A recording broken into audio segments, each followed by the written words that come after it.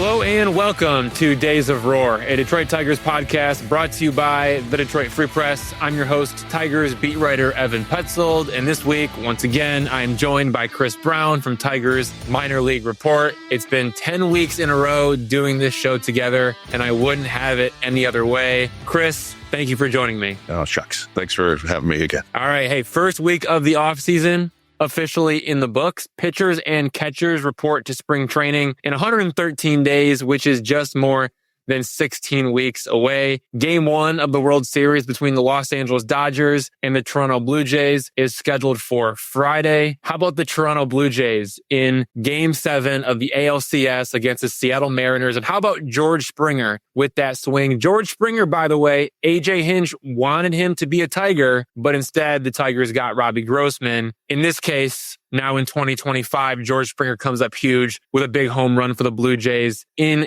Game 7 of the ALCS to send the Blue Jays to the World Series against the Los Angeles Dodgers. As for the Tigers, not a lot of news this week, but we had a couple things. Catcher Dylan Dingler, outfielder Akil Baddoo, catcher Tomas Nido, first base coach Anthony Iapoce. Those are some of the names in the news this week. I want to start with Dylan Dingler, named one of 3 Gold Glove finalists in the American League at the catcher position, joining Alejandro Kirk from the Blue Jays and Carlos Narvaez from the Boston Red Sox. The winner is announced November 2nd, so that's coming up within the next 2 weeks. We can get into all the numbers, but what does it say about Dylan Dingler that he has been recognized in this way? It's easy to forget just because what we've seen from this guy all season, that this was his first full season in the big leagues. Yes, he came up at the end of last season at the trade deadline, the 2024 trade deadline. The Tigers moved on from Carson Kelly and called up Dylan Dingler, but 2025 was his first full season, and it's a pretty high honor for your first full year. Absolutely. It is kind of funny to think about how,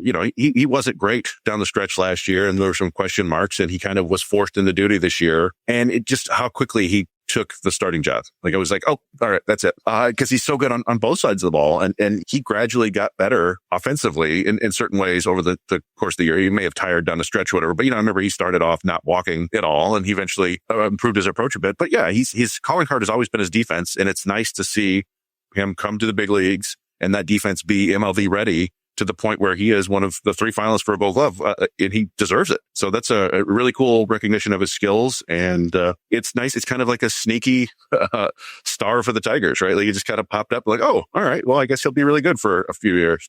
Yeah, cross your fingers and hope that he does it again next year. But I do think he's on the right track. And it's fascinating when you go and you look back, the 2024 version of Dylan Dingler did not play in a single postseason game for the Tigers. And then the 2025 version of Dylan Dingler catches every inning of the postseason for the Tigers. So it was just a dramatic shift for him, but he really stepped up. And then when it comes to who's going to win, you have Dylan Dingler, Alejandro Kirk, and Carlos Narvaez. Looking at it from a defensive run saved standpoint, Dylan Dingler at +6 DRS, Alejandro Kirk at +9 DRS, and Carlos Narvaez at +11 DRS. Both Kirk and Dingler were better than Narvaez, I think, as all-around players, as offensive players. And I know offense is not supposed to have an impact, but offense can factor in to these Gold Glove votes because it's managers and coaches who have a majority of the vote. Managers and coaches, they account for 75% of the voting, with the other 25% from the Society for American Baseball Research. So when you have managers and coaches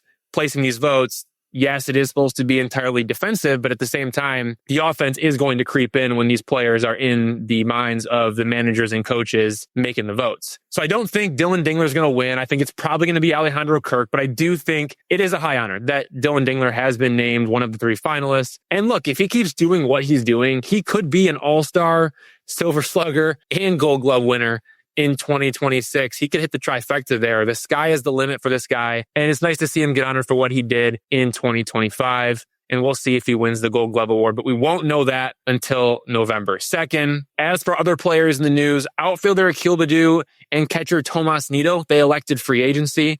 Akil Baddoo 347 games for the Tigers over the past 5 seasons from 2021 to 2025. He was a rookie sensation turned into a one-hit wonder, as I put in my headline at Freep.com. He had his best season in 2021 as a Rule 5 draft pick. Then his performance pretty much disappeared over the next 4 seasons. He contributed a little bit in 2022 in 2023. But by 24 and 25, he was an afterthought. I'm sure he's going to latch on somewhere because he was successful in AAA. And we'll see if he can carve out a role in the big leagues again. I'm just not so sure it's going to happen. You can't hit below 220 in the majors, for each of your last 4 seasons and expect to continue to get opportunities. And it's been below 200 in the past 2 seasons. Chris, do you have any thoughts on Akil Baddoo? Obviously, with as much as you've covered the minor leagues, you've seen more of the ABs down there in Toledo than I have. Do you think there is a chance that this guy not only latches on in AAA elsewhere, but maybe can become a contributor at the big league level again? Or is that a long shot at this point? It's probably a long shot that he's, I think he'll get to the big leagues another time or two, but it is probably a long shot that he'll stick anywhere. He was a tremendously gifted, physical talent. He's hit home runs over 450 feet very fast. He improved defensively over the course of time, which, he came off, it was kind of rough, but it wasn't shocking, right? He came straight from high A ball. That was one of the cool stories about it was nobody comes from high A ball in the Rule 5 draft and sticks in the big leagues. And then he came up and performed. It's like, hey, maybe the Tigers have something like right here. And he's still, I looked it up. He's one of 7 Tigers in franchise history to have double-digit home runs and steals as a rookie. The other 6 names on there aren't really all that great either. But, it was an impactful rookie year, and he had some key moments. And I think he did have a walk-off hit last year, even during their epic stretch down the run. So, yeah, I mean, it's a bummer to say goodbye, but he had, this is the product of having a better overall organization is players like him who used to get a lot of run just don't have room for them anymore. But, he'll make it to the big league somewhere else, probably a non-contender, and he'll probably forge a solid career at AAA. Tomas Nido served as the Tigers' 3rd catcher for the entire 2025 season. He played 10 games in April and May, while backup catcher Jake Rogers, who then was the starting catcher, was injured. He served as a member of the Tigers' taxi squad during the postseason. I really like Tomas Nido. This guy is a true professional, 9-year MLB veteran. Pitchers rave about his game planning and his impact on games as a catcher. Whatever team lands him is going to be lucky to have him, and hopefully the Tigers bring him back on another minor league deal. He probably won't sign until closer to spring training, but when that time comes, I would love to see Tomas Nido in the Tigers clubhouse in Lakeland, Florida. I think he's good for the organization, whether he's at the MLB or AAA level, just what he brings from a veteran standpoint, the fact that he's a solid number 3 catcher. I like Tomas Nido. I think he'd be a great fit to stick with the Tigers. Yeah, that was a really, he did his job this year, and it was great. Like, he came up and was getting BABIP luck all over the place. He had putting the ball in play and getting hits, and he was huge. It was his veteran wiliness, if you will, was allowed Dingler to come up and not come up, but Dingler was already here, but it allowed him to play every day and win that job. And having a quality backup there is important. And I know that he was a fan favorite for the Mets, even though he's a backup catcher. Sometimes you just appreciate when guys do their job, and he did his job very well. And I'm sure he was great help to the catchers down in Toledo and anybody else in the organization. And I'm sure the Tigers would love to have him back, but he probably wants to go for a chance to make the big leagues again. And I don't blame him for that. Yeah, and we'll see. Maybe by the time we get closer to spring training, if he hasn't found one of those opportunities, the Tigers would then bring him back on a minor league deal, get him in their clubhouse in Lakeland, and then kind of see where things shake out from there. Probably sending him back to AAA if that happens. But I know the Tigers appreciated Tomas Nido, and I think from what I could tell, Tomas Nido appreciated the Tigers. Obviously, like you mentioned, he's probably just looking for that solidified backup opportunity in the big leagues, and we'll see if he ends up getting it or not. On the coaching side, first base coach Anthony Iapoce won't return to the Tigers coaching staff in 2026. Anthony Iapoce joined the Tigers as the AAA Toledo manager in 2023. Then he became the Tigers' first base coach in 2024 and 2025. Before joining the Tigers organization, he was a former minor league outfielder and a longtime hitting coach. He had been a hitting coach in the big leagues with the Texas Rangers and the Chicago Cubs. He also worked as a hitting coach in the minor leagues with the Florida Marlins, Toronto Blue Jays, and Boston Red Sox. Surprisingly, Anthony Iapoce did not have any hitting duties with the Tigers. He was the first base coach and an outfield instructor. I always thought that was kind of an odd fit considering his expertise is hitting. But when the Tigers moved Anthony Iapoce from AAA manager to MLB first base coach, manager AJ Hinch talked about the importance of his presence as some of the young players were about to advance from AAA for their MLB debuts. Guys like Cole Keith and Justin Henry Malloy and Dylan Dingler and Wenzel Perez, just some of the names who played for Anthony Iapoce with the Mud Hens, then made their MLB debut in 2024 with the Tigers. AJ Hinch talked about having that presence there from 2023 to 2024 would be able to help those young guys adjust from AAA to the big leagues. Obviously now Cole Keith, Jahan, Ding, Wenzel Perez, those guys have now adjusted to the big leagues. Anthony Iapoce no longer with the Tigers. It's unclear who will be the first base coach for the Tigers in 2026, but we do know that it will not be Anthony Iapoce. As for the postseason picture, World Series time, Los Angeles Dodgers, Toronto Blue Jays. I'm going to put it on you. Who wins and why? I mean, it's so hard to pick against the Dodgers because they're the Dodgers. They have Ohtani, who I'm convinced is an alien. And he's going to reveal himself after he retires and be like, oh, okay, it all makes sense now. Because baseball should not be that easy you don't see little leaguers do what he's doing. But beyond him, they still have Mookie Betts. They have Freddie Freeman. They have an incredibly powerful offense. And their starters have an ERA like under 1.5 over like the last 35 games or something absurd like that. So they just have an incredible amount of talent. Now, the Blue Jays have a very talented team, too, and they're going to have home field advantage. And it's baseball. It wouldn't shock me if they win, but it's hard for me to just pick against the Dodgers. They just have so much talent, so much experience. Yeah, for me, it's the Los Angeles Dodgers. It's because of the best player to ever play the game of baseball, Shohei Ohtani. I can't say enough about what this two-way superstar did in Game 4 of the NLCS against the Milwaukee Brewers, but there aren't words in the dictionary to really describe what he did. I think the stats kind of speak louder than the words. 3 for 3 with 3 home runs and 1 walk at the plate and 6 scoreless innings with 10 strikeouts on the mound. He single-handedly won Game 4 in one of the greatest baseball performances ever and swept the Brewers, sent the Dodgers to the World Series, and now the Dodgers are going to try to repeat as World Series champions. But man, that Game 4 in the NLCS, 3 for 3 with 3 home runs and 1 walk at the plate, 6 scoreless innings with 10 strikeouts on the mound. I don't know if we're ever going to see anything like that.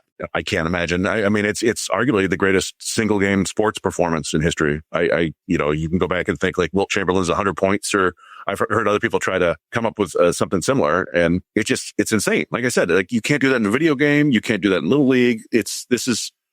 We saw how the Tigers struggled to hit against, in the postseason. Like they had 2 home runs for the first 6 or 7 postseason games, and he hit 3 in one game. He's just on a completely different level. And it'll be kind of fun, like the subplot here. If we recall, before he signed with the Dodgers, there was a report that he was flying to Toronto, and then somebody reported that a giant sushi restaurant had been reserved and all this stuff. And then so Toronto got their hopes up, and it was like, oh no, that's not true at all. So it'll be interesting to see how they receive Ohtani there. Toronto's a very cosmopolitan city. There are people from all over the world, and I'm sure they'll be sort of nice, but they also can get a little rowdy up there. So we'll see what happens. Hopefully nothing but respect for the greatness that is Shohei Ohtani. But you know what? If he does strike out in the World Series, Blue Jays fans, they can clap and cheer a little bit louder. All right, let's get into the big two. Question 1 of the big two. Are the Tigers and Tarik Skubal actually $250 million apart in contract negotiations? Now, John Heyman of the New York Post came out with a report that the Tigers and Tarik Skubal are $250 million apart in contract negotiations. But what I don't think people understood, and part of that's on John Heyman, I think he could have done a better job of explaining it out front, but if you read the story, that $250 million was based on the Tigers' contract extension offer to Tarik Skubal after the 2024 season, and the market suggesting Tarik Skubal will receive $400 million in free agency. To be clear, Tarik Skubal, who is represented by Scott Boras, is not and has not demanded $400 million. And to also be clear, I don't think there has been any offer from the Tigers to Tarik Skubal since the offer after the 2024 season. So I wanted to learn a little bit more about that offer after the 2024 season. And John Heyman didn't mention any of the details, so I did some additional digging. And it actually referenced the contract extension offer being 4 years on this podcast before. And last offseason, I reported it as a non-competitive offer. But I did some additional digging to figure out the exact numbers. I wanted to get a little bit closer to what did this offer actually look like. And what I found out is that the Tigers offered 4 years and between 80 and 100 million. I think it was a little bit closer to 80 million than 100 million, but we're going to go with less than 100, more than 80. And that offer from the Tigers to Skubal came after the 2024 season. The 4-year offer would have bought out his final 2 years of arbitration and his first 2 years of free agency, making him a free agent after the 2028 season instead of after the 2026 season. Obviously, Tarik Skubal, represented by Scott Boras, turned that down. But let's say it was like 4 years, 90 million. Okay. Or even if it was 4 years, 100 million, because we know it was less than 100 million, more than 80 million. If Jon Heyman is saying $250 million gap, it might actually be closer to a $300 million gap. If we're referencing the $400 million that Skubal is projected to receive in free agency and the contract extension offer for less than $100 million after the 2024 season. So maybe the $250 million gap should have been described as a $300 million gap. But again, I don't think Tarik Skubal has ever asked for $400 million, and Jon Heyman was basing the gap on an offer after the 2024 season. And I don't think the Tigers and Skubal are actively negotiating anything. And if Scott Harris, the president of baseball operations of the Tigers, and Scott Boras, the agent for Tarik Skubal, are going to talk, it's going to happen at the upcoming general manager meetings here in November. So that's kind of where the 250 comes from. Maybe more like 300 if you really dig into what the numbers actually are. And the market suggests that Tarik Skubal is going to be the first pitcher to ever sign for $400 million, but maybe he signs for more. Maybe there's a bidding war in free agency and he ends up getting more than that. I don't know. As you were reading, reacting, responding to the reports that came out, both from Jon Heyman and then from what I had at the Free Press, kind of what were some of your thoughts as all this unfolded? I think everybody kind of thought initially like, oh, they're at $250 million standstill right now. And that just wasn't the case. Yeah. Well, first of all, good job on the reporting. I got to give you credit there. That's the source of a lot of this stuff. And then Scott Boras is incredibly good at his job, right? He's had a couple hiccups here the last few seasons, but by and large, he gets his players a lot of money and he knows what he's doing. And Jon Heyman has a close relationship with Scott Boras and he knows what he's doing. They're getting the New York market whipped up into a frenzy because the Mets are one of the few teams that might possibly be able to just trade for Skubal and then give him immediately that $400 million or whatever they're targeting. But it is slightly annoying because I agree with you that I don't think there is a monetary gap. I don't think they're negotiating. I don't, I'm not an insider, but I don't think there's any actual negotiation going on. The gap is non-existent. You're spot on. And honestly, like, I don't know what to say about the offer that they gave Skubal that you reported on. I don't want to say it's insulting because giving somebody tens of millions of dollars, I don't think could ever be insulting, but it's so far below market value. It's like Eduardo Rodriguez money, that not to disparage Eduardo Rodriguez, but he's like a mid-rotation starter and Skubal's a Cy Young winner and younger. And I just don't know what they were trying to accomplish. I don't know if they're just convinced that his arm's going to blow up. And if that's the case, then why aren't you trading him? Or is it just to say, hey, we tried? But it doesn't make a whole lot of sense to me. And given that was their offer before, I can't imagine them coming back with like, $300 million. But we've talked a bunch about this before, that if Chris Ilitch wanted to make it happen, he could. But I think he's letting Scott Harris do this, and Scott Harris is not going to sign any pitcher to hundreds of millions of dollars for a long-term deal. I just don't think that's his MO. Yeah, the offer from the Tigers to Tarik Skubal before the 2024 season, again, 4 years between 80 and 100 million. In that situation, the Tigers were wondering if Tarik Skubal was desperate to take the money, right? I mean, that's really where that offer comes from. And it's almost like the Colt Keith contract extension, right? Where you want to see if a guy is desperate to take the money, team-friendly deal, but see if he takes it. Obviously, Scott Boras was never going to tell Tarik Skubal to take that deal. But at the same time, what if Tarik Skubal just so happened to be really desperate for the money and he decided to take it? Now, Colt Keith pre-MLB and Tarik Skubal about to win his first Cy Young are two completely different players. So that's where the offer becomes non-competitive and, to your point, somewhat insulting. I wouldn't be surprised if Tarik Skubal was insulted by that.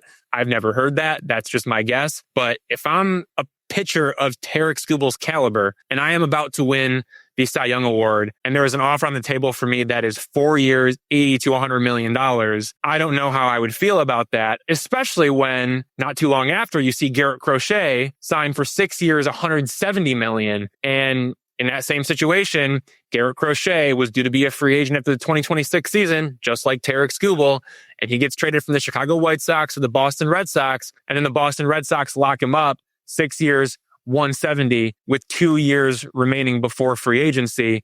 And in Tarik Skubal's case, 2 years left until free agency. The offer from the Tigers was 4 years, 80 to 100 million. That must have been really tough for Tarik Skubal to digest after seeing what Garrett Crochet got not too long after the Tigers made that offer to Tarik Skubal. Now, if you go and talk to people from the Tigers, they will tell you, well, look, this offer, it would have been a franchise record for a pitcher extension before free agency. The current record is held by Justin Verlander, who signed a 5-year, $80 million contract extension in February 2010. So it was nearly 15 years before the Tigers made this offer to Tarik Skubal. You're kind of smiling over there, and I know exactly what you mean. Yeah. Well, it's you're competing against your own spending before. I mean, who cares?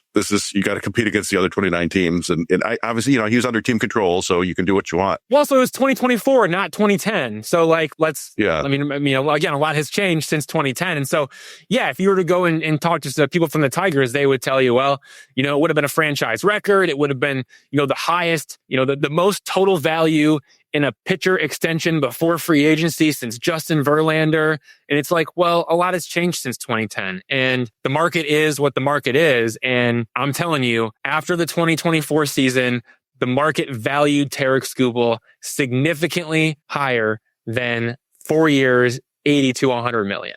Yeah. And you could tell, like I said, once these reports came out, you just all the bloggers and radio hosts, and particularly Mets fans, just started going bonkers with video clips online talking about trade proposals and what they do, and that they're just foaming at the mouth. And again, I think that was the point, but we'll see what happens. I don't get any stronger feeling that the Tigers are going to trade him, but it's out there now, right? So that people can think about it. We'll get into more of that a little bit later on in the show. What will the Tigers do with Tarik Skubal? Extend him, trade him, try to win with him. But before we get to that, let's do question 2 of the big 2. And it's another name that Tigers fans love to talk about, Alex Bregman. Alex Bregman, third baseman, Boston Red Sox. He is going to opt out of his contract with the Red Sox in favor of free agency. Alex Bregman, by the way, another Scott Boras client. Are the Tigers going to pursue Alex Bregman again? When I think about that question, it's an easy yes. There's no question about it. The Tigers made Alex Bregman their entire offseason last year. They had plan A, plan B, plan C. They passed on their plan B and their plan C to continue to prioritize their plan A. And their plan A was Alex Bregman. And when you look at Alex Bregman as a player, he is everything that the Tigers were missing in the 2025 season. A middle of the order bat, everyday third baseman, a leader in the clubhouse. And then when you look at what the Tigers offered last year and just how close these two sides were to coming to a deal, the Tigers offered 6 years, $171.5 million with an opt-out clause after the 2026 season. Alex Bregman declined that.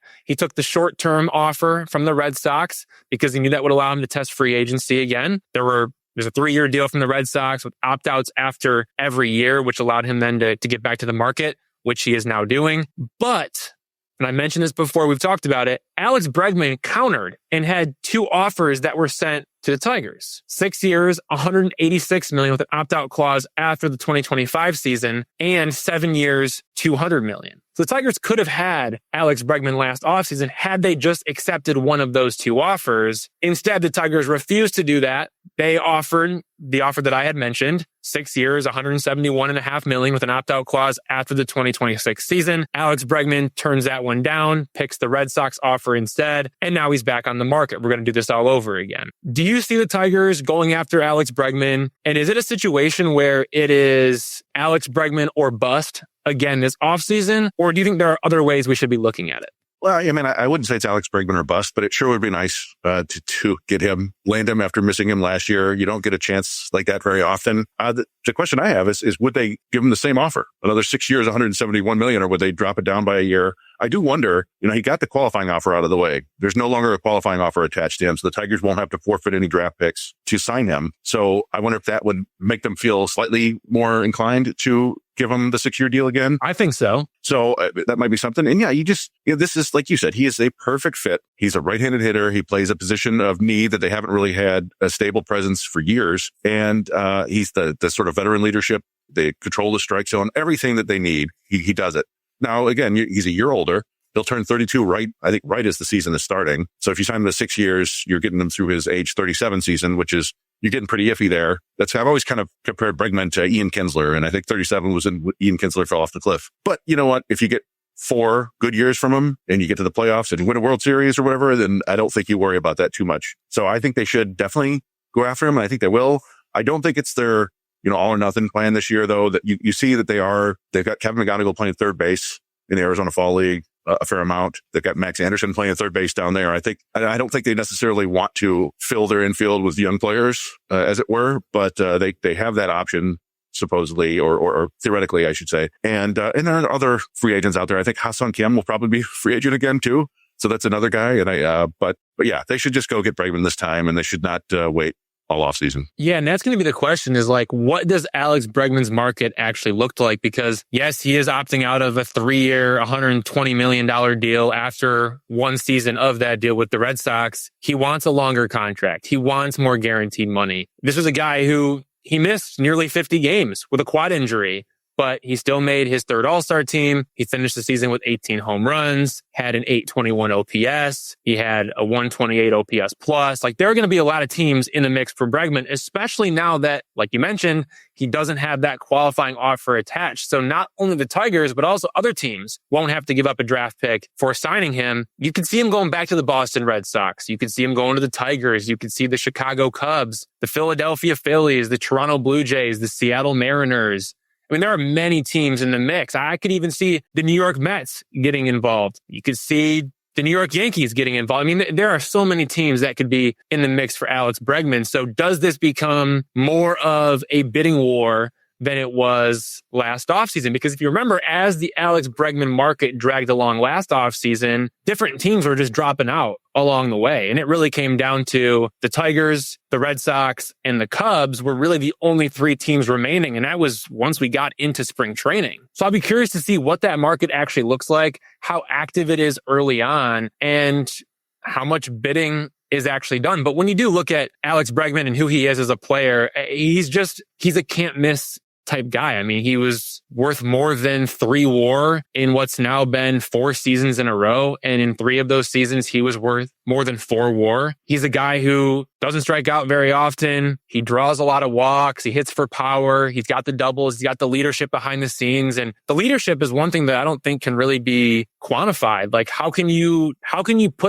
value that like you value home runs or OPS or WRC plus or WAR, right? There is no metric that describes leadership. And I think Alex Bregman would have been the guy that could have pulled the Tigers out of what they went through in September and maybe helped them get back on track. AJ Hinch talks about in Game 5 of the ALDS just needing one more hit. Could Alex Bregman have been that guy? One more hit? I think maybe. When you look at what, the 2 through 5 hitters did in the Tigers lineup in that Game 5, could Alex Bregman have just gotten one more hit? Maybe he could have been that guy. And so I really do think that when you look at going into the season, Colt Keith can play third base, yes. Maybe he's going to have to play second base. We'll see if Kevin McGonigal is really ready for opening day. Maybe he is. Maybe he isn't. He still hasn't played in AAA. I have almost viewed Kevin McGonigal as more of a midsummer promotion as opposed to an opening day promotion, but we'll see what happens. But what if third base is wide open? What if it is Colt Keith at second base and it is Spencer Torkelson at first base, and you got Javi Baez at shortstop, and you need a third baseman, and Kevin McGonigal's not ready? Like, are you really willing to roll the dice with a Max Anderson or a Zach McKinstry, or do you feel that much better about Alex Bregman? Yeah, Bregman is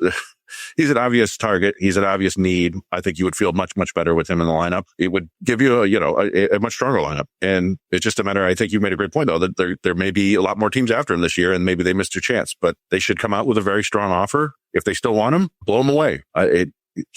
You got so close. Like you said, you made 15 innings against a team that just went 7 innings in the ALCS, or 7 games, not 7 innings, technically both. But yeah, like, just get them, right? Like, don't quibble over $15 million when you saw what you did with $15 million last year. And that's essentially what it was, though. But that's essentially what it was. When you go back and you look at it, I mean, the Tigers offered $171.5 million. Bregman countered with $186 million. So the difference there quite literally was like $15 million. Now, obviously, the Tigers had the opt-out clause after 2026. Bregman had the opt-out clause after 2025. Those are two differences beyond the money in that offer. But when you look at what the Tigers offered and what Bregman countered, it was like a $15 million difference. So this time around, let's just put that aside. To your point, make him an offer he can't refuse and just get it done. I like the sound of that. All right, let's take a break. When we come back, we are joined by Mike Ferrin, co-host of Power Alley on MLB Network Radio, to preview the World Series, but also to talk Tigers. We'll be back with Mike Ferrin.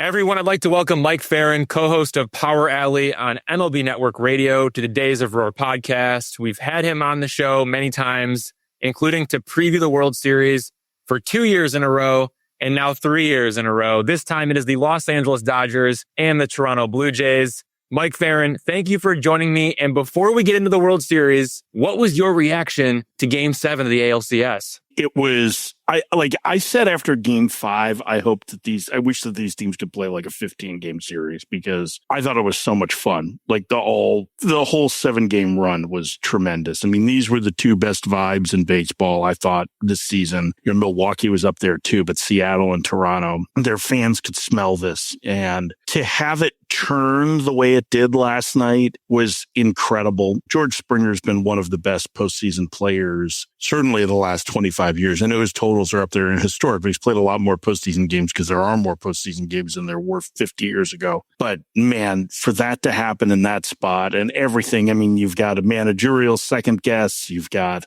injured hero comes through, right? You've got an entire country seemingly at that game. I thought it was incredible theater last night. And it was, a fitting end to what was a terrific league championship series. The big moment in Game 7 of the ALCS, obviously George Springer hitting that 3-run home run in the bottom of the 7th inning. It leads to the Blue Jays 4-3 win over the Mariners. And to your point, that guy has been there, done that before. And he had quite the season too. I mean, it was almost a 960 OPS on the year for George Springer. What kind of impact has he had, and what kind of an impact can he have on the World Series? Well, I mean, it's not like there's that much difference between this year's position player group and last year's position player group for Toronto. So a lot of it came from internal improvements. Obviously they added Andres Gimenez from the outside, but he didn't add a whole lot of offense outside of the two huge home runs that he hit in the ALCS. But I mean, during the course of the regular season, he's a tremendous defender. But I think more than anything, it was like health and better performance from guys. And Springer was one of those. I mean, he had the worst year of his career last year. This is going to go down as one of the best of his career. And as a guy in his mid-30s, you don't necessarily expect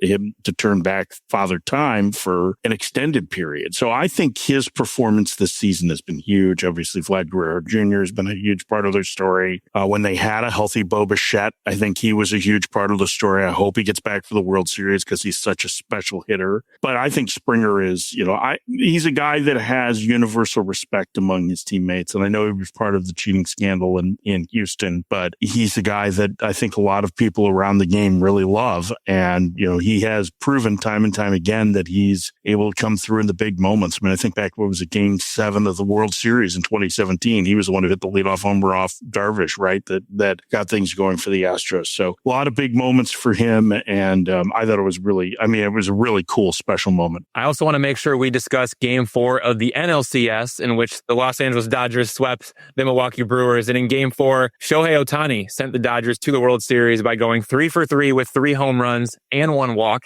at the plate, plus 6 scoreless innings with 10 strikeouts on the mound. Are you running out of ways to describe his greatness? Here's the thing is that, I don't know how you feel about this, but I mentioned this on the radio yesterday.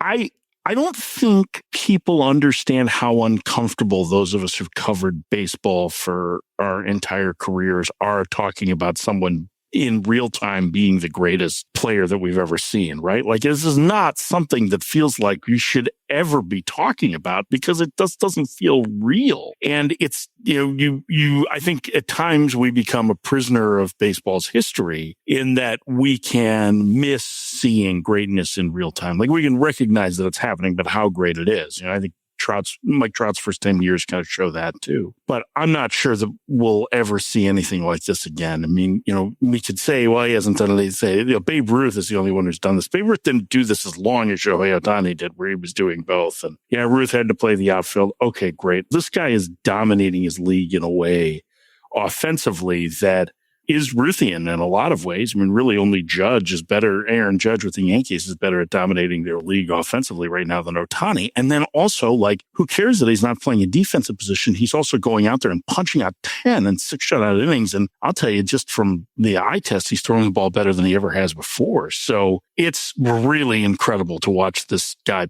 perform, because we just, it's like, imagine Legion Ball coming to the biggest stage every single night, and we're every 5th day, I guess, or 6th day. And like, that's what it is he's doing stuff that you hear of amateur legends doing, but he's doing it against the best competition. He's definitely ready for the next level up, I think. Anytime he wants to get promoted, I think he'd have a chance at the next level. You mentioned being uncomfortable. I thought Chelsea Janes from the Washington Post did a great job of putting into the written word what Shohei Ohtani did in Game 4 of the NLCS in her story that she wrote. But again, talking about it, it's hard to talk about his greatness. Sometimes it's easiest just to read the stat line and say, yes, this is exactly what this guy is doing. It does make me wonder, how long can he keep doing this? This is a guy who has shown that he can do it year in, year out. He's dealt with injuries. He's bounced back from injuries. He's now 31. How long can Shohei Ohtani keep doing this, do you think? Yeah, I don't know that he's shown that he can do it year in and year out, because he's been hurt a fair amount as a pitcher, right? That's impacted him. So I think he does it until he decides that he doesn't have the energy to do it anymore. I think it's a lot of work that he puts in behind the scenes. He's meticulous in his regimen. We're going to get halfway through that contract, I would think, and he's going to start at least thinking about making a decision. That's 3 more years down the line. So when he gets to 35, I think he may have decisions to make, but we also, like, his body may make the decision for him. I mean, that's the other part, that as amazing as this is, he is 31 years old. And at some point,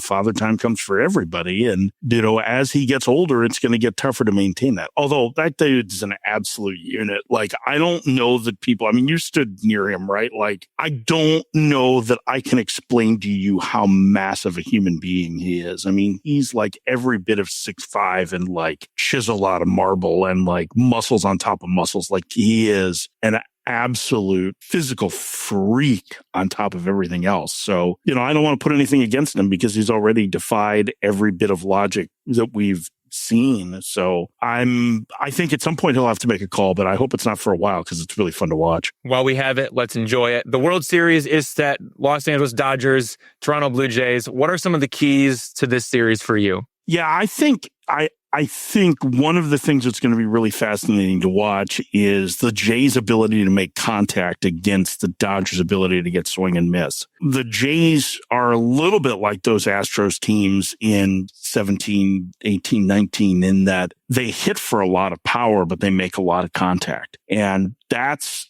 a real winning recipe in the postseason. So the difference between them and Milwaukee, who struggled with Chase in the first couple of games, in part because there were just like unbelievable performances being thrown at them. But this to me is like one of the big stories, is can they continue to put up at bats like they did in this series against starting pitching that's a tick better than what Seattle's was this year. I mean, what the Dodgers are throwing out there right now is a pretty incredible quartet. I think that's the biggest one. And then, like, Toronto's bullpen has been maligned this season, but down the stretch, they were pretty good. The Dodgers bullpen has been maligned this season, and they have lived up to their name for the most part, with the exception of a couple outings in the LCS. So I'm curious to see how that plays out, how Roki Sasaki looks in the 9th inning. Like, there's all these other, right? Sasaki and Ohtani in Toronto, and like, there was the flight supposedly had Ohtani on it going to Toronto, right? And didn't. And then the trade for Miles Straw so that they could get more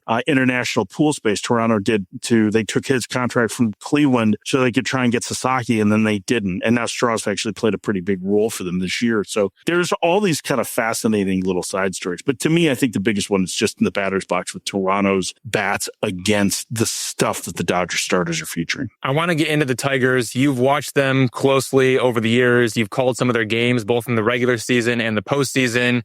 You talk to manager AJ Hinch every week on Power Alley on MLB Network Radio. How did you see their 2025 season unfold? Because when I step back, they didn't sign Alex Bregman in free agency. The Alex Cobb and John Brebbia signings didn't work out, but they added Gleyber Torres, Jack Flaherty, Tommy Kahnle.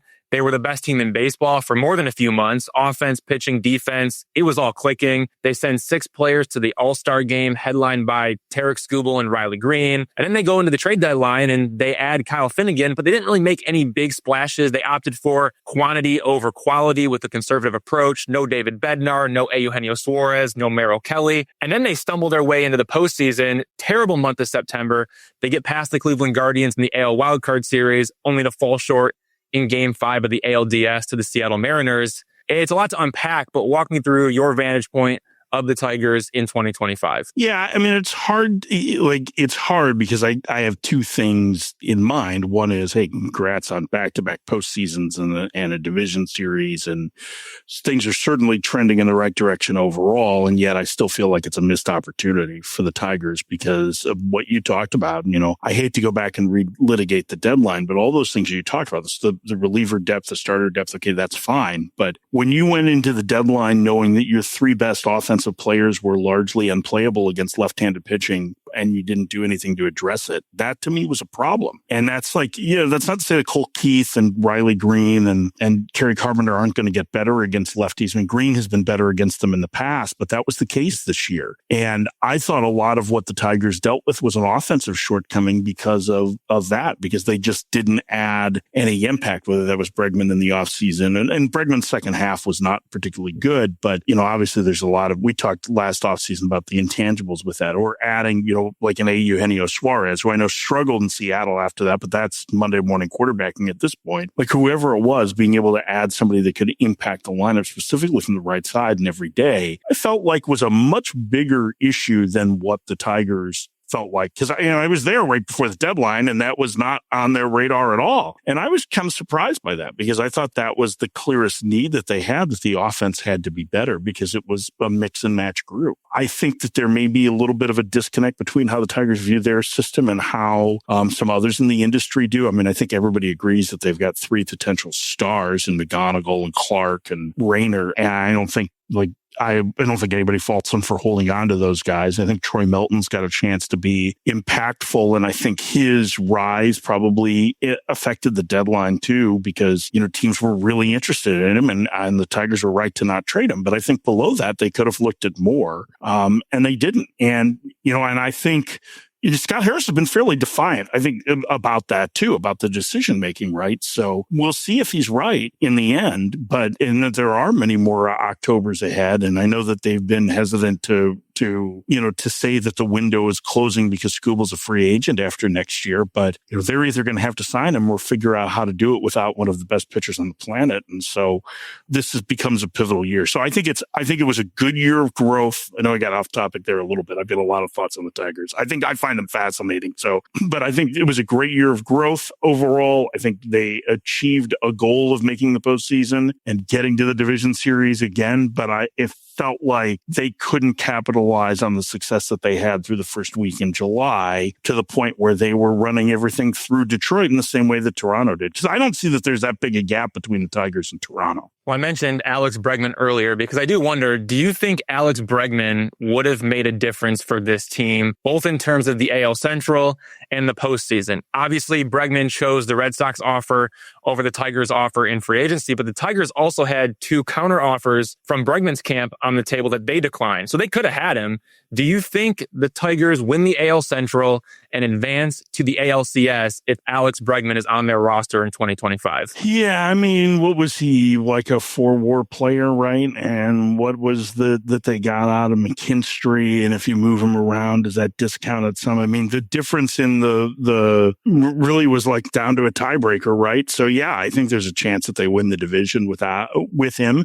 Can they hold on to the top seed? Maybe. I mean, I think some of the stuff that in addition to the tangible production that you get with Bregman is different in that he's just one of those few guys that takes over a clubhouse as a great teacher of baseball. I mean, like the stories of him signing with Boston and then asking to go on long bus trips in Florida so that he could be with the young players this year were like, the guys don't do that. Veteran guys don't do that. They like to get their work in and get out of there. But Bregman wanted to really understand what the young core that they were building there had and start to impart like, here's how we do it at the big league level. So I think that there's huge benefits away from just the production for him. But yeah, I mean, I think they'd probably end up in a pretty similar spot, maybe a couple of games better, which would have been enough to win the division and maybe end up with a bye. But, like, I don't know what it does in the playoffs. If you can tell me how to predict any playoff series, please let me know, because I've been unsuccessful for 25 years and will undoubtedly continue to be unsuccessful because that's baseball. All I know is that in the playoffs, in that game 5 of the ALDS, the Tigers 2 through 5 hitters were 0 for 23. And AJ Hinch talked about if we just had one more hit. And I just wonder, would Alex Bregman have been able to provide that one more hit? And with that being said, how important could this offseason be? Because Alex Bregman is a free agent once again. Should it be Alex Bregman or bust for the Tigers when it comes to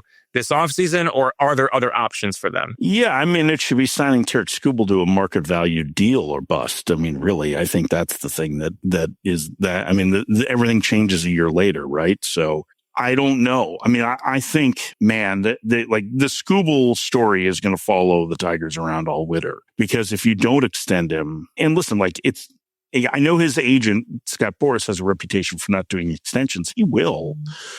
He's not going to do a team-friendly deal, right? Unless the player is pushing for it. And so for the most part, what he's doing is he's like, I'll pay you. If you want to extend him, you can extend him at the top of the market. And if the Tigers do that, well, certainly they have enough financial flexibility moving forward that they should be able to afford that and still build a competitive roster around him. I think that's going to be the bigger storyline than, what they add from the outside offensively. And I do think that they need to add, right? Kevin McGonigal is probably going to impact that roster sooner rather than later. I would think Max Clark is going to impact them at some point in the 26th season. But I don't know what you can count on from those guys right away, because the learning curve is steep, right, for young players. So, it could be 200 plate appearances of mediocre to bad production until they get their feet under them. And I think they're both going to be good players. Clark's defense will help. McGonigal is just, he's a really talented hitter, but even the most talented young players struggle at times. And it probably, I think Colt Keith's a great example, right? Like, I think Colt Keith had a pretty decent rookie year overall when you look at it as a whole, but think about what the peaks and valleys were like for him, right? They were pretty high and pretty low. You could have that again. So finding some more certainty offensively certainly would help. But I mean, it's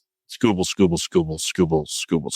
It starts and ends with Tarik Skubal. What do you think is going to happen then? Extend him? I don't know. Trade him? Try to win with him? Like, for me, I think extending him is probably the least likely scenario. I think trading him is easier said than done. Maybe you just hold, you try to win with him, and you take the draft pick when he walks away. Is that the route that the Tigers have to take? Because even if they were to go and say, hey, you know what, we'll reset the market, we'll sign you to an extension, what's to say that Scott Boras isn't like, wow, well, if the Tigers are willing to do $400 million in an extension, maybe the Mets will want to do $500 in free agency, right? Like, I almost see it where it's almost impossible to extend him. It feels that way, at least, when you think about, what a bidding war could potentially be in free agency. Yes, I mean, I do think it's really difficult. It's always difficult to extend guys in the last year of their contract, but it's not impossible. See Vlad Guerrero Jr., right? Like, that's what Toronto did right at the end of spring training. So I do think it's probably unlikely. I cannot imagine how a Skubal trade would be felt about by, like, the problem is that because the Tigers are in a win now, like, then I know that they won't call it a win now window, but they're competitive now, is that you have to, in that kind of deal, add major league talent back. And so what do you need to get for Tarik Skubal? Well, you probably need to get somebody to at least help replace the innings, and then you need to get somebody who can impact your lineup. That's just not easy to find that in trade either. It's not a rebuilding team where you're like out there trading for prospects. So it's a very difficult situation. My guess is that Skubal plays for the Tigers in 26. That would be I think that's the safest bet. And then I would actually think that an extension is more likely than a trade, because I just don't know that anybody in that organization can stomach a trade. Like, they shouldn't stomach a trade, right? Like, it's when you have to trade players like that, it's extremely difficult. It's emotionally taxing on a front office for that, because they don't want to trade them. So I think you keep trying to work and hope that you can get something done. Because the one difference with pitchers and position players when it comes down to that last year is there is inherent risk, right? If you are a pitcher, you could get hurt on any throw in a way that you really just can't as a position player. And so that has to factor into both Skubal and Boris's equation as well. And like they're going to be unbelievably prepared for this. But yeah, that number is going to be high. It's going to be a lot of money. And he's, based on the market, he deserves it. Tarik Skubal, Alex Bregman, two topics that will be at the forefront of the baseball world all offseason, especially as it pertains to the Tigers. But beyond those two players, how do the Tigers improve for 2026? Is it Riley Green cutting down on the strikeouts? Is it Jack Flaherty coming back and having a bounce-back season after an up-and-down year? Is it the Tigers signing Bo Bichette to be their shortstop or Dylan Cease to be the number 2 starter? Is it Kevin McGonigal coming up and being a stable presence in the middle of the lineup? Where does this team go from here, and what can they count on to improve in 2026? Yeah, I mean, I think all those things are possibilities, right? I mean, I think you need probably more depth on the pitching staff, whether Flaherty exercises as a player option or not, right? So you need to add there. You need to find better health for Reese Olson. I mean, the Olson injury really impacted them in the second half of the year. I mean, I think that, and that's 2 years in a row that they've had significant injuries to a guy I think is one of the most underrated pitchers in baseball. So they need to be able to fill out some of that depth. They need to find a way to, I think, get fewer matchups and more impactful everyday players. Bichette is a great name, but I would not play him at shortstop. That is not the position for him. He was statistically one of the worst defenders in baseball this year. And the Blue Jays defense without him has been sensational, with Jimenez at shortstop and Clement at second, or Clement at third, and kind of Falefa at second, as they've had the last couple of days. Like, they're just better defenders than Bichette as a short. Now, could he handle second base or third base? Yeah, definitely. I think that's fine. I mean, you're going to have to replace Gleyber Torres' production either with Gleyber Torres or somebody like him. So those are all things that they have to do. But they probably need to address a couple of lineup spots, and they probably need to address at least one rotation spot if Flaherty comes back, and they need some bullpen depth. And I think, listen, you could go and do that in free agency, and maybe they can find some short-term deals to do it, and it makes sense, and they can do that. But the other thing is that they could trade from their system, and they really should if there are teams that like the players that they have beyond those guys that we mentioned before. And listen, I think Troy Melton's going to have a big impact on the 26 campaign, so long as he's healthy. That, I'll tell you this, he came in, what was it, game 2 of the division, of the wild card round against Cleveland. I can't remember what it was. And he didn't pitch particularly great, right? He gave up a home run. He gave up the home run to Rocchio. And we got to the break, and Kyle Peterson, who was doing the game with me, is ESPN's lead college baseball analyst, and obviously knew Melton since college days. Like, it was a bad outing. KP's a former first-round draft pick. He knows the game inside and out. He looked at me at the break, and he was like, I'm buying stock in that guy. It's that obvious to people that, like, Troy Melton's going to be a really impactful big leaguer as either an impact closer or more likely as a guy that pitches towards the middle of a rotation. I think he's really good, and I think he's going to be a big story for the Tigers in 26 as well. I wasn't going to ask you about Troy Melton, but now that you're so high on him, I am curious. What do you think the ceiling is there? Because the Tigers are planning to give him an opportunity to start in 2026. That'll be the plan for him. I love the fact that the fastball, it just misses bats all over the place. In the zone, out of the zone. He can miss bats with the fastball, which somebody like Jackson Jobe, for as highly regarded as he was as a prospect, has never been able to miss bats in the zone. Troy Melton does that at a pretty elite rate. What do you think is the upside for him? Could he be a frontline starter one day, or do you see him more as like a really good 3-4 type starter? Yeah, I think it's more in that 3-4 range. I mean, I think it's like, and this is not meant to sound like a pejorative, but like an average to above average starter. Average starters are really good. I mean, those are guys that go out and pitch to sub-4 ERAs and give you a lot of innings over the course of the season, 170 innings. So I think he's capable of doing that without a doubt.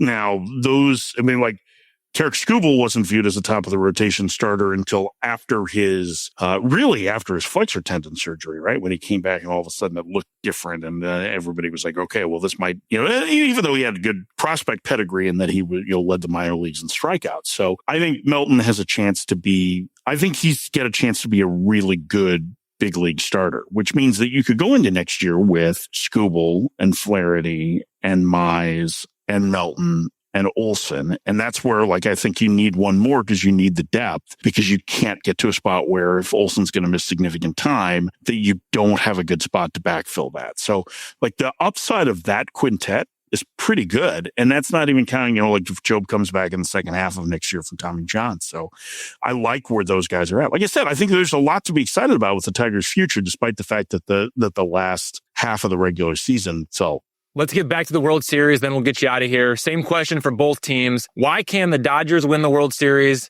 and why can the Blue Jays win the World Series? Take it away. I think why the Dodgers can win the World Series is because they have the most talent. Like, that's what it is. They're going to make the best swing decisions. They have the best stuff from their starters. I think overall they're the most talented. Why the Jays can win it is I think that their offense is the kind that can battle the Dodgers pitching staff. And I think that their defense can suffocate the Dodgers. So I think those are kind of the ways that I view how each team can win. The Dodgers are going to be heavy favorites, right? Like, they're healthy. Their pitching staff is healthy, or at least their starters are. I think there are a lot of people that are excited about that. But I think this is going to be a pretty competitive series because of Toronto's offense. I wouldn't be surprised if it goes 6 or 7 games. All right, Mike Ferrin, thank you for joining me to break down the World Series between the Dodgers and the Blue Jays, along with sharing your analysis on the Tigers coming out of the 2025 season. And as always, thank you for joining the Days of Roar podcast. It is always my pleasure, Evan. It's good to see you. Everyone, that was Mike Ferrin, co-host of Power Alley on MLB Network Radio. We have more to discuss this week about the Tigers with co-host Chris Brown. But first, let's take a break.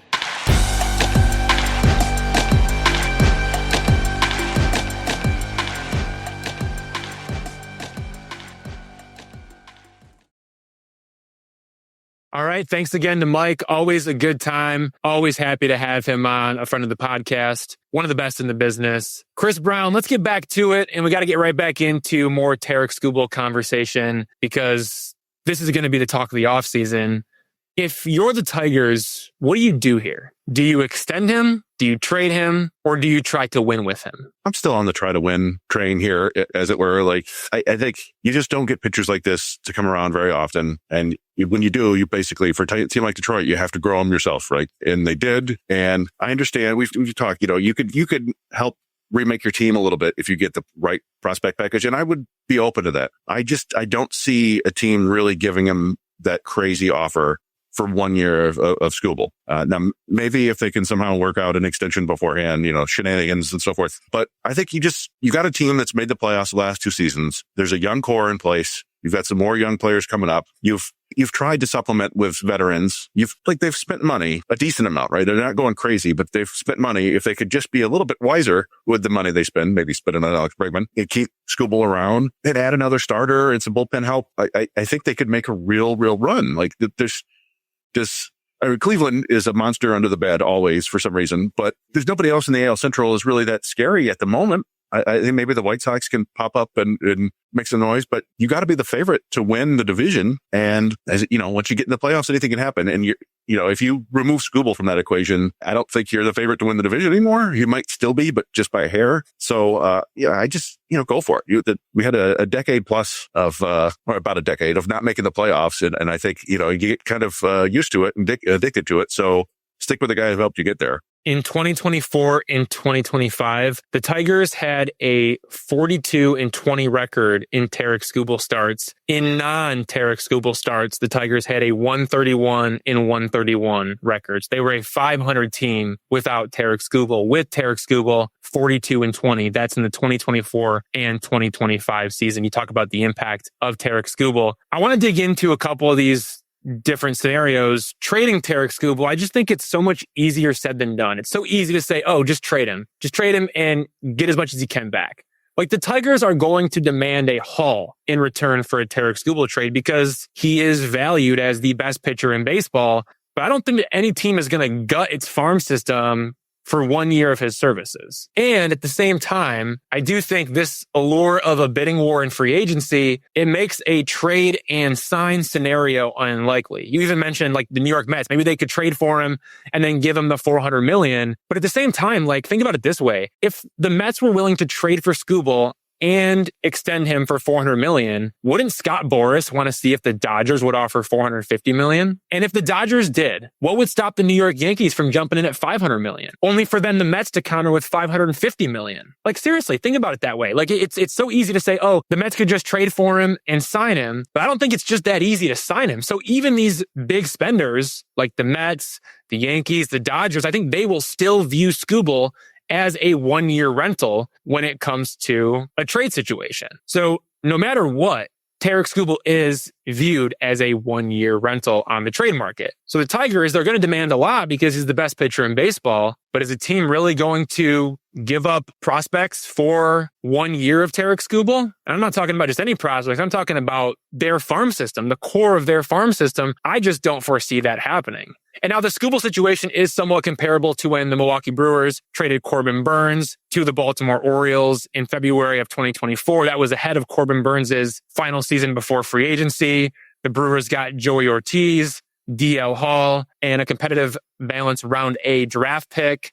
At the time, Joey Ortiz ranked number 63 on MLB Pipeline's top 100 prospects list. Skubal, more valuable than Burnes. But on the trade market, the difference might not be as large as expected just because both players have one season remaining before free agency, and it just limits that controllable value that teams covet so much. So maybe the Tigers would be wise to set a firm price on Skubal in trade talks and just not budge, and you hope a bidding war breaks out. But if no team meets their demands, then you can hold them. I just wonder if it's impossible to really trade Tarik Skubal as the best pitcher in baseball. Like, to get that true value back, I just don't foresee it happening.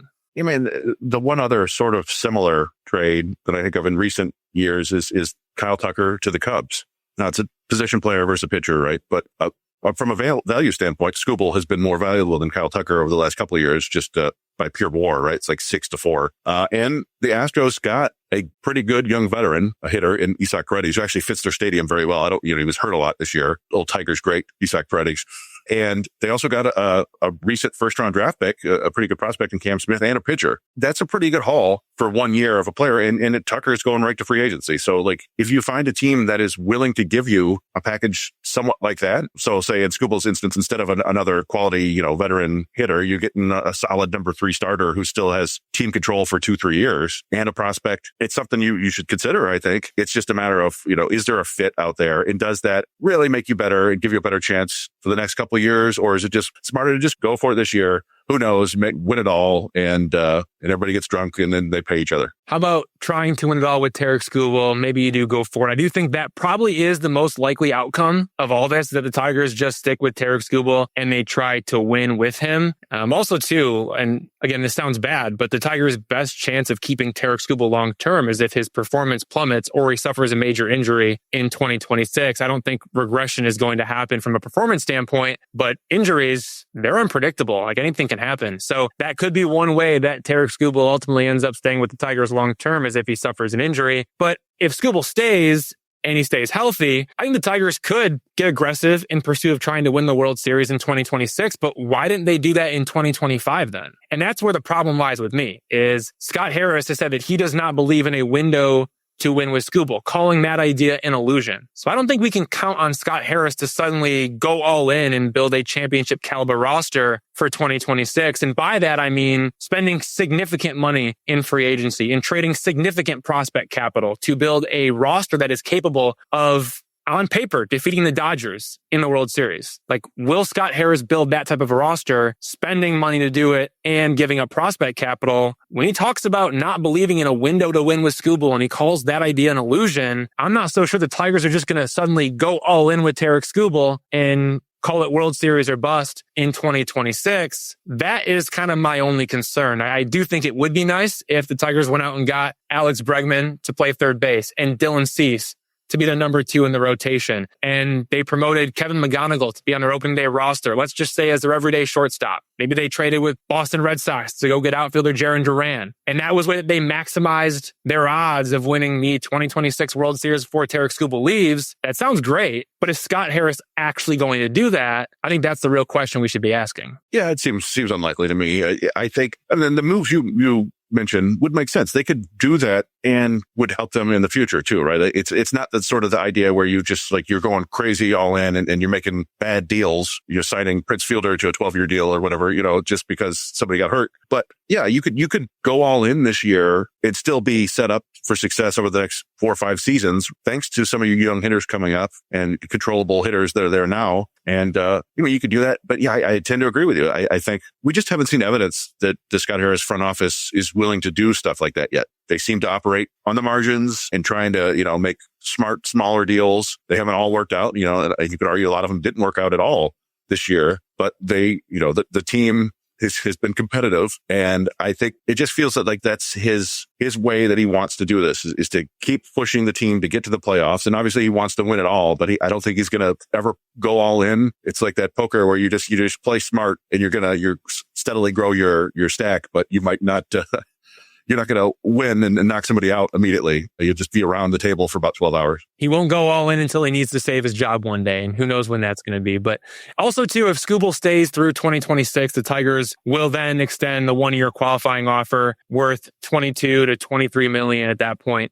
And when Skubal rejects it and signs elsewhere, the Tigers will receive a draft pick after the first round of the 2027 draft. That's if Skubal stays with the Tigers offer the qualifying offer, and Skubal rejects it and signs elsewhere. When all that happens, the Tigers will get a draft pick after the first round in 2027. The Baltimore Orioles, for example, received the number 30 overall pick in the 2025 draft after Corbin Burns, whom they acquired from the Milwaukee Brewers, declined the qualifying offer and signed a 6-year, $210 million contract with the Arizona Diamondbacks in 2024. So that's a pretty high draft pick for losing a guy like Tarik Skubal. You look at how valuable is the number 30 overall draft pick? Well, where was Kevin McGonigal drafted at? Well, Kevin McGonigal was the number 37 overall pick in 2023. So maybe the Tigers could lose Tarik Skubal if they keep him, of course, and they get another version of Kevin McGonigal. That certainly is one way to look at it. All right, I want to shift gears away from Tarik Skubal,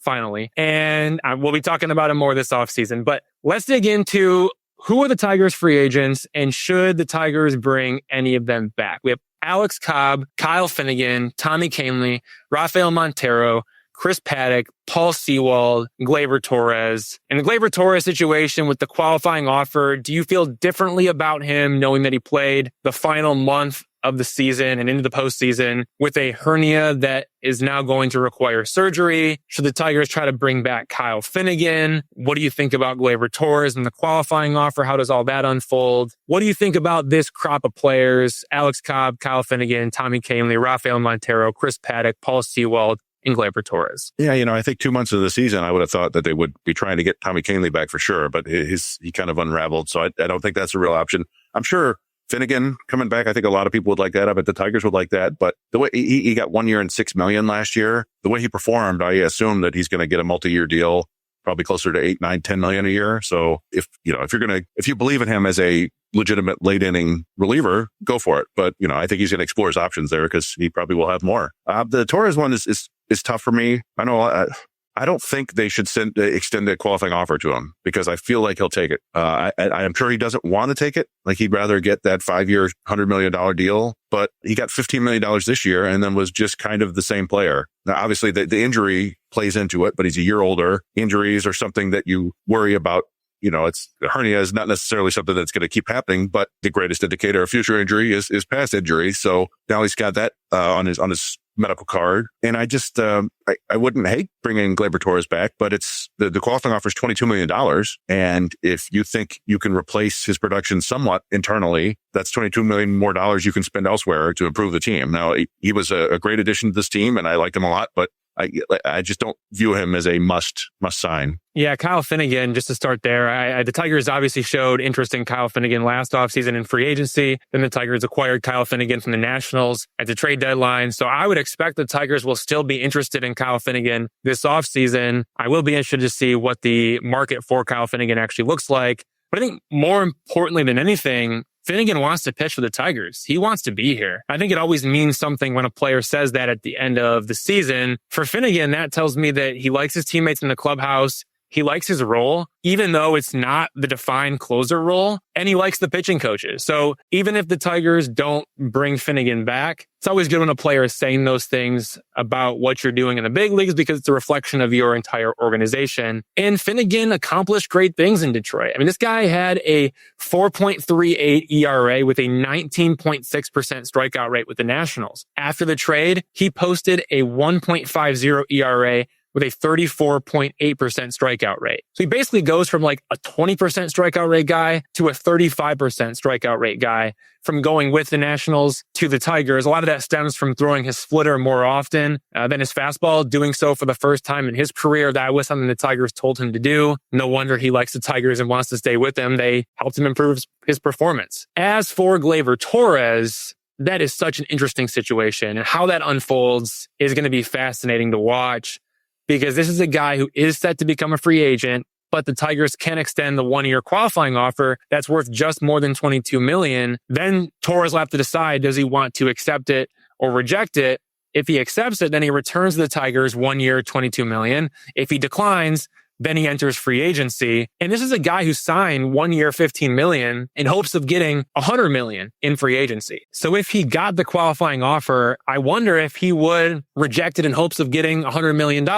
But maybe he looks himself in the mirror and he says, hey, I'm still only 28 years old. Maybe it wouldn't be the worst thing to return to the Tigers for $22 million, try to have a more complete season. Again, he was an all-star for his performance in the first half, and then he really fell off in the second half. And then to be able to go back into free agency again at age 29 to 30, that's not too bad. And at the All-Star break, it seemed like Gleyber Torres was going to receive the qualifying offer, decline it, and then get the $100 million that he wanted in free agency. I mean, he made the All-Star team and was among the top 10 in the big leagues in on-base percentage. And then he really fell off in the second half. I'm sure that changed his market. We learned that he had, the hernia that requires surgery. He played through that. Maybe I give him a little bit of grace for his struggles down the stretch, but the performance is the performance. And if he was healthy enough to play, then I have to judge him on the back of the baseball card. And so with that, maybe instead of the 4 or 5 years, $100 million in free agency that he hoped for, maybe he's looking at 3 years, $45 to $50 million, somewhere in that range. And if that's the case, he should take the $22 million qualifying offer if the Tigers give it to him. So that is the big question. Do the Tigers give it to him? I don't know. I don't know if they give it to him. And if the Tigers extend it, like if they do give it to him because they want to get that draft pick once he signs elsewhere, whether that's a draft pick after the first round if he signs for a bunch of money, or if it's a draft pick later on because he signs for less money, they have to be ready for Gleyber Torres to come back for $22 million. Even though this guy wants a multi-year contract in free agency, the Tigers, if they're going to offer that, they have to be prepared for Gleyber Torres to accept it and come back for $22 million. And if you go and you look at his WAR, 2.6 F4, he was valued at about $21 million in 2025. So would the Tigers be willing to pay him $22 million to return in 2026? I don't know. I mean, I kind of think so. That's why I think they'll extend the qualifying offer. But I completely understand where you're coming from. The Tigers may not want to do it, but I just think the opportunity for them to get a draft pick, the chance that maybe he could come back in 1 year, $22 million, it's not so bad when you consider that based off of his WAR, he was valued at about $21 million in 2025. I don't know, man. I'm kind of reeling on this one. Yeah, I mean, it's like right at the edge, right? And if they believe in there, they would know better than just about anybody. Like, how much the health issue sapped his power, how long he was really maybe he was dealing with it even earlier and it just eventually kind of warmed down. They would get, like I said, if they feel like they can get more out of him,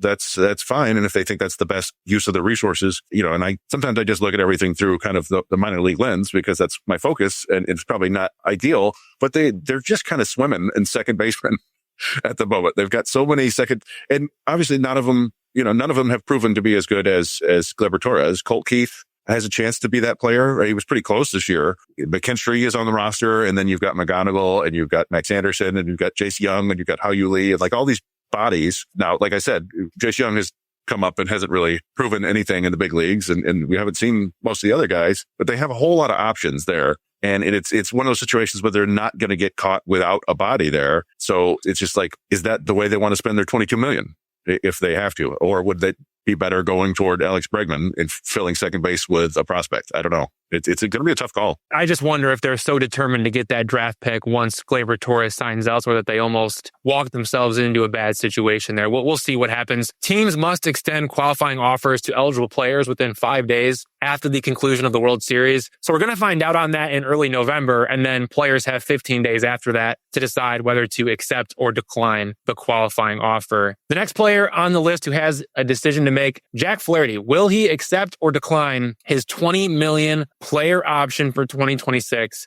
That decision is due 5 days after the World Series. What do you think is going to happen? And do you think Jack Flaherty is worth $22 million? Because here's how that could become a factor.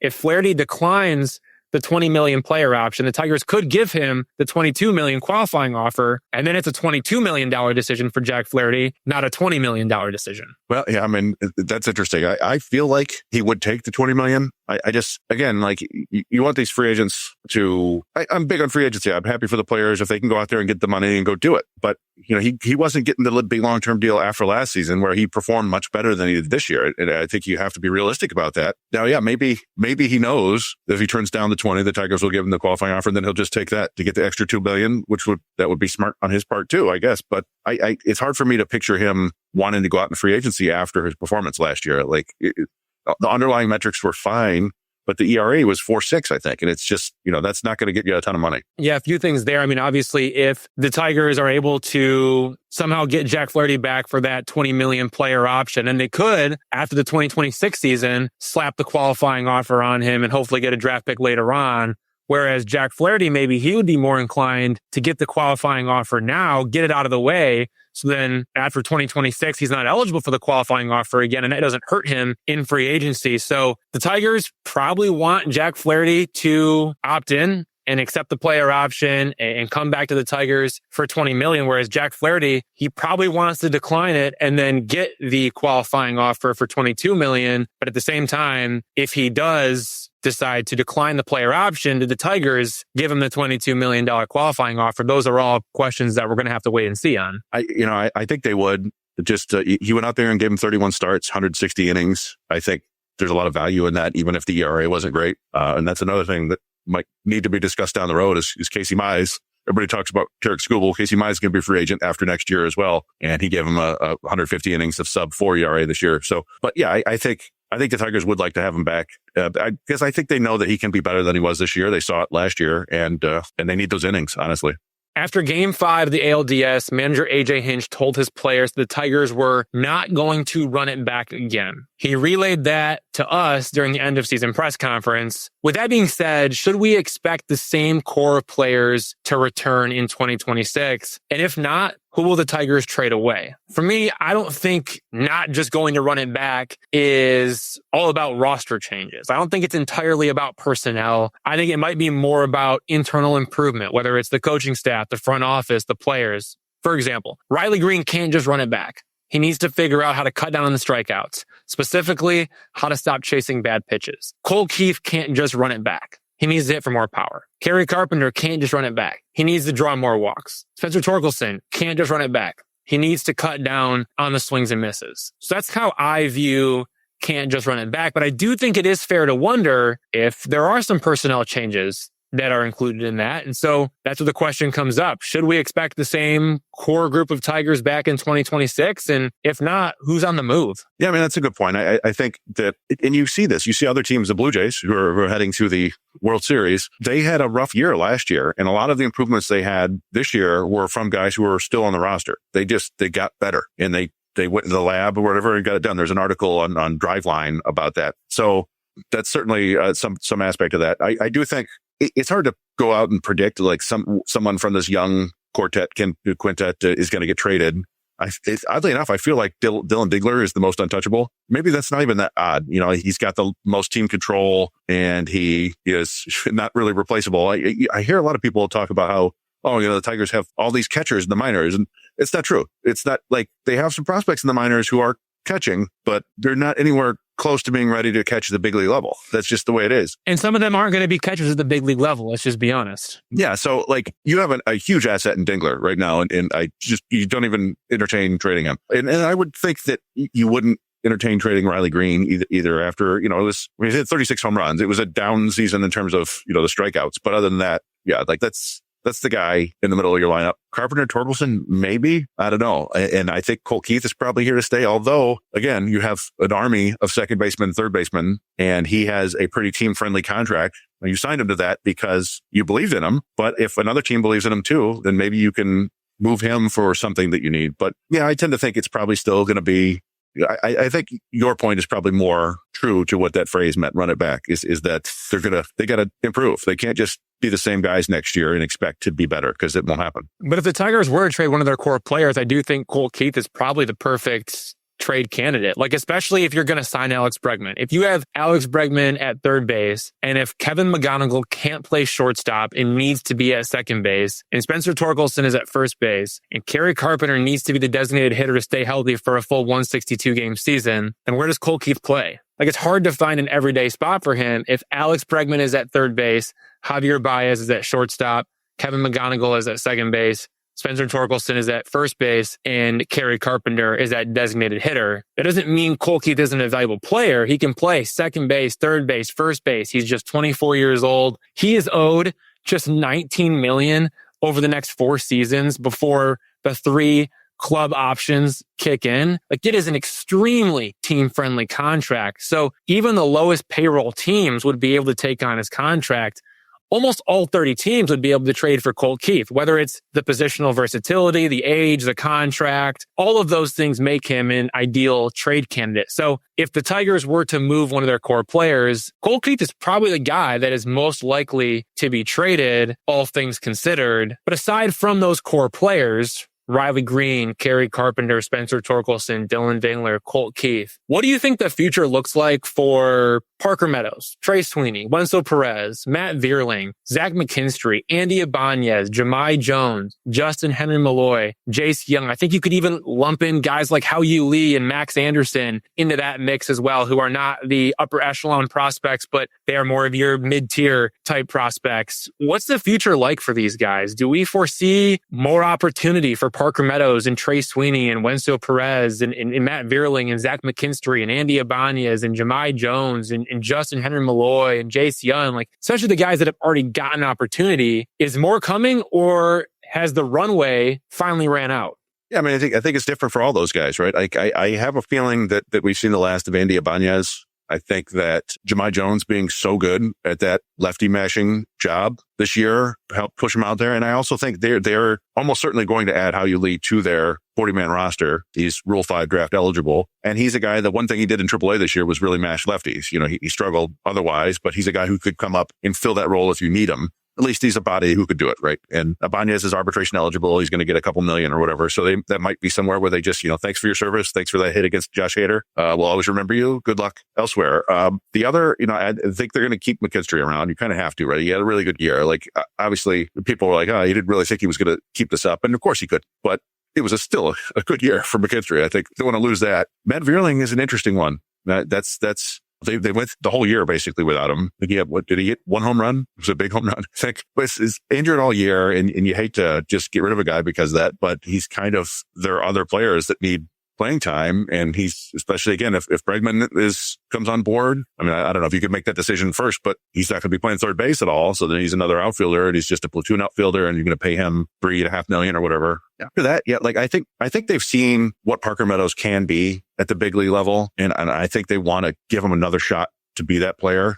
At least I would, because when he is at his best, he's really impacting the game in a lot of different ways. They haven't seen him be that player all the time, and that is concerning. You worry that that's just not who he is. But I think you can give him this year, keep the seat warm for Max Clark, if you will. Like, if it doesn't work out, you've got another potential big league center fielder right behind him. But he's a guy that I would keep around. And likewise with Wenzel Perez. You see a lot of good things with Wenzel Perez. He might not be an everyday player, but he can be a pretty darn good fourth outfielder for you. A really good option. You can play him. You can get him 450 plate appearances a year just by spelling guys every day and pinch hitting and all that stuff. So I think he sticks around. I think it's getting real late early for Trey Sweeney, even though they don't have, a ton of shortstop options. He didn't look like a big leaguer this year. And he came up with some huge moments in 2024, and you give him credit for that, but he did not look good at the plate or in the field this year. And you saw they didn't even use him in the playoffs. I don't think. Maybe in one of the AL the wild card games. I don't even remember. So there's not an obvious replacement there for him, but it wouldn't shock me if, he does get surpassed by someone down the road. And it's sort of same feeling with Jace Young and Justin Herman-Malloy. They brought Jace Young up for all of 3 days. And that was just because Keith was injured. And I like Justin Herman-Malloy a lot, and he could be another one of those, right-handed hitting bench bats. But, the defense is never going to be better than kind of fringy at best. And do you really need a right-handed bench bat who can play first base in the corner outfield? Kind of. It's just, he's a very fringe roster guy that it does feel like he might get pushed out eventually just because that they're going to need more room. But, I think we might see a handful of those guys get moved around, maybe even, as a second or third piece in a trade.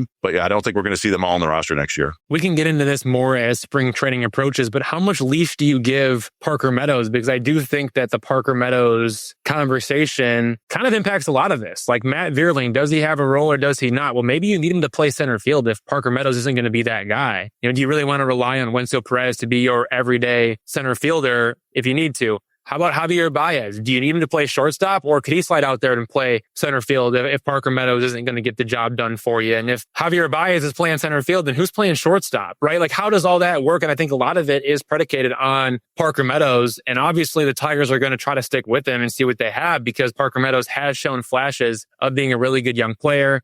And I know that the injuries came back to bite him, and, he missed a lot of time early, and then he missed some more time after he came back. And 2 injuries in one season, limiting him to less than 60 games in the regular season. And that never helps a player. But again, the numbers are the numbers, and the performance is the performance. And when you're on the field, you're going to be judged based on what you do, regardless of if you're coming off injury or not. Parker Meadows is at a point now where he's going to go into next season at age 26. Is this the guy that they can count on, not only long term, but just count on in 2026? I think Parker Meadows is kind of at the center of a lot of these roster questions that we have, aside from the core players. Yeah, I think his health is going to be really, really important. If he stays healthy and looks like he's the same defender that he was last year, not in 2025. He just looked a little tentative at times in 2025, wasn't making the catches he still made some spectacular plays, but he wasn't the guy he was the year before. And I have to think that some of that has to do with, that it was a quad injury that they maybe told him to just not necessarily go 100% or he couldn't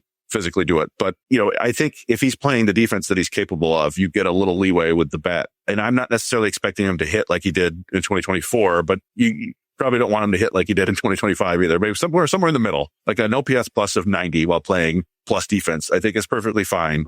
And again, he might just get displaced by Max Clark down the road anyway. But I think you got to give him that chance to be that player, just because he was a 2-WAR player in half a season in 2024. You don't want to give up on a guy like that right away. You want to give him as many chances as you can. All right, let's get out of here. Thank you to Chris Brown from Tigers Minor League Report for co-hosting with me again this week. Thanks to everyone for listening to the latest episode of Days of Roar. Please rate, share, and subscribe. Drop us a rating, comment what you think about the show, and stick with freep.com/sports for the latest Tigers coverage. I would like to thank the editor of the Free Press, Nicole Avery Nichols, sports editor Bill Bradley, our magical producer, Robin Chan. For the Detroit Free Press, I'm Evan Petzold. We'll catch you next week. Until then, go in peace.